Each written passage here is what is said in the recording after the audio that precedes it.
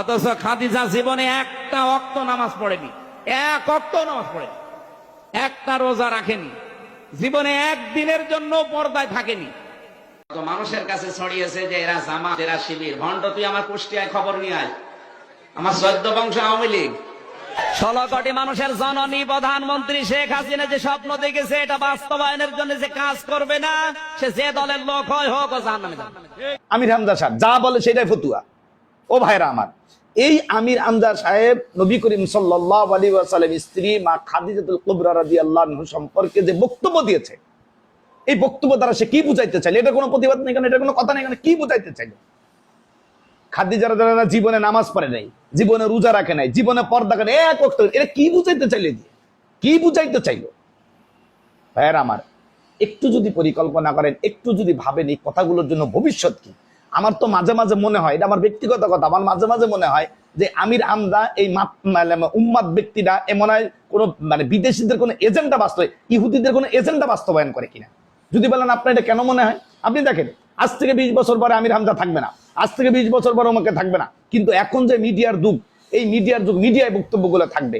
আজ থেকে 20 বছর পরে যদি একজন এত বড় মুফতি মুহাদ্দিস, এত আলেমের দিকে ইহুদিরা যখন দেখায়, দেখো যে তোমাদের রাসূলের স্ত্রী নামাজ পড়ে নাই, রোজা রাখে নাই, তোমরা এই নামাজ রোজা করবা, এটা নতুন আবিষ্কৃত হয়েছে, এটা ইহুদিরা ধরল বিলে, এটা ইহুদিরা ধরল বিলে, খ্রিস্টানরা রাখলো বিলে, রাখবে এর কাছে। তাহলে কাদের আছে বাস্তবে না? কি বুঝাইতে চাইলো এটা দিয়ে? ওই সময় নামাজ ফরজ ছিল, রোজা ফরজ ছিল, এটা কি বুঝাইতে চাইলো? আও জানে না, বাও জানে না, কোহায় শুধু জমকুলে এলাম মাইয়া মানুষের কিসের ফকিরি, এই ছিল সেই সময় যে ফকিরদের যে কাহিনী, সেই অবস্থা শুরু হলো। আপনি আর একটা জিনিস দেখেন, আসলে তো কুষ্টিয়া পাগলের আড্ডা, সেই পাগলা কারণের ভিতরে ভর্তি করতে হবে। আপনি একটা জিনিস দেখেন, আপনারা দেখছেন করোনার ভিতরে মসজিদে জুমার ভিতরে বক্তব্য দিছিল, আমার বক্তব্য দিছিল যে 5 ওয়াক্ত যে নামাজ পড়ে তার যদি করোনা হয় তাহলে কোরআন মিথ্যা হয়ে যাবে। ও ভাইয়ের আমার, আমি মনে করি এটাও ইহুদি খ্রিস্টানদের পুঁজি হয়ে যাবে ভবিষ্যতে। হয় তাদের তা বাস্তবায়ন করতেছে, আর নয় তার ভুলের জন্য এগুলা ভবিষ্যতে ইসলাম ধ্বংস হবে। দেখেন, করোনা হয় নাই, নামাজি ব্যক্তিদের করোনা হয় নাই, ভালো ব্যক্তিদের করোনা হয় নাই, তাহলে করোনা যাদের হয়েছে এদেরকে রেখে যদি ইহুদির আজ থেকে 20 বছর পরে, আজ থেকে 30 বছর পরে বলবে যে দেখো তোমাদের আলেমরা বলছিল যে যে নামাজ পড়ে তার করোনা হবে না, যদি নামাজ পড়ে তার করোনা, তাহলে কোরআন মিথ্যা হয়ে যাচ্ছে। ডাইরেক্ট বলছে নামাজ পড়ার পরে করোনা হলে কোরআন মিথ্যা হয়ে যাবে। বেকুব কোন কর, নামাজ পড়ার পরে করোনা হলে কোরআন মিথ্যা হয়ে যাবে, এটা তার জবানের কথা। আল্লাহ হেফাজত করুক। সেই সময় প্রতিবাদ করছি আমি যে এটা কাদের কথা। তাহলে এই যদি আজকে যদি 50 বছর পর আমির হামজা থাকবে না, তখন তো এটা দেখাবে, ইহুদিরা দেখাবে যে এই দেখো নামাজ পড়ার পরে যদি এটা কোরআন, তাহলে তোমার নামাজ পড়ার পরে হচ্ছে তোমার কোরআন মিথ্যা। ইহুদিরা বসে থাকবে না, খ্রিস্টানরা বসে থাকবে না, তোমার মতো আমার মতো না। ভাইয়ের আমার, শুধু তাই না, শুধু কি তাই, তার কথাবার্তা গুলো একটা পর একটা আপনারা জানেন যে বিতর্কিত কথাগুলো। আর তো মোটামুটি এমন কোন নায়িকা নেই যে নায়িকার চেহারা সম্পর্কে, যেই নায়িকার কোন নায়িকার কোন কাঠিন, কোন নায়িকার কোন কাঠিন এইটা নিয়ে তার যদি সারা রাত্রে ওই কাজই করে, সারা রাত কি করে সে? অথচ এগুলোতে একটা প্রতিবাদ আসে না।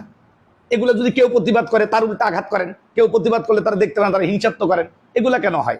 আল্লাহ রাব্বুল আলামিন আমাদেরকে মাফ করুক। আপনি দেখছেন তার বক্তব্যে যে 16 কোটি মানুষ যে শেখ হাসিনা যেটা বাস্তবায়ন করার জন্য স্বপ্ন দেখছে, এই শেখ হাসিনার বাস্তবায়ন করার স্বপ্নের সাথে বাংলাদেশের 16 কোটি মানুষ যদি একতাবোধ না করে, ওইটা না করে, তাহলে কি হবে?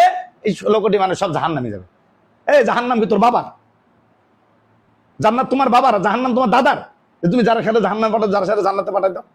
হ্যাঁ, শেখ হাসিনার এটা বাস্তবায়ন না করলে, সে যে স্বপ্ন দেখছে স্বপ্ন বাস্তবায়ন যারা না করবে, সে যেই দলেরই হোক না কেন, সে জাহান্নামে যাবে, সে জাহান্নামে যাবে। করোনা হইলে 5 ওয়াক্ত কোরআন মিথ্যা হবে। এই কথাগুলো কি বুঝাইতে চায়? এই কথাগুলো কোথায় আসে, কোন জায়গায় যায়? এই কথাগুলো তো কোনো প্রতিবাদ নেই, আপনাদের কোনো প্রতিবাদ নেই। আবার কেউ যদি একটু প্রতিবাদ করে, তারে তো যাচ্ছে দা বিলে বলবে।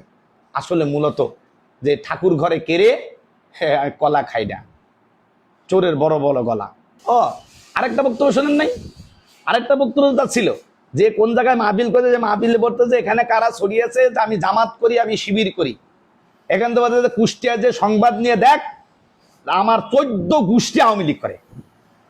সে এইগুলো 14 গোষ্ঠী আওয়ামী লীগ করে। তাহলে আওয়ামী লীগের সময় আওয়ামী লীগ করবা, বিএনপির সময় বিএনপি করবা, জাতীয় পার্টির সময় জাতীয় পার্টি করবা, কয়টা করবা? করবাটা কয়টা? আল্লাহ হেফাজত করুক। আবার বললেই আমাদের সমাজে যারা বলবে, তাদের সমাজে যারা বলবে, তাদেরকে বিভিন্ন অবস্থায় মানে হ্যায় প্রতিপন্ন করা হবে। ও ভাইয়ের আমার, সত্যকে সত্য বলুন, ন্যায়কে ন্যায় বলুন, অন্যায়কে অন্যায় বলুন। আল্লাহ রাব্বুল আলামিন আমাদেরকে সঠিকটা বোঝার তৌফিক দান করুক। ওমা আলাইনা ইল্লাল বালাগ।